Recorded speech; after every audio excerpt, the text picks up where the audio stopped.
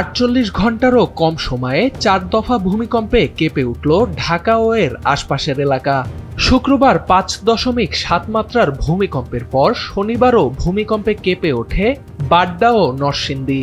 একদিনের ব্যবধানে টানা ৪টি ভূমিকম্পে জনমনে তৈরি হয়েছে আতঙ্ক। সম্ভাব্য বড় বিপর্যয়ের শঙ্কায় রাজধানী ছাড়তে শুরু করেছেন অনেকেই। এদিকে ভূমিকম্পের সম্ভাব্য ঝুঁকি বিবেচনা করে সমগ্র দেশকে মোট ৩টি জোনে ভাগ করেছে বাংলাদেশ আবহাওয়া অধিদপ্তর।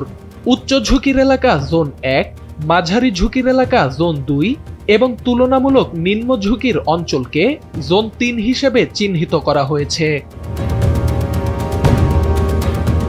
মানচিত্র অনুযায়ী দেশের উত্তর ও দক্ষিণ পূর্বাঞ্চলের কিছু এলাকা রয়েছে জোন ১ এর আওতায়।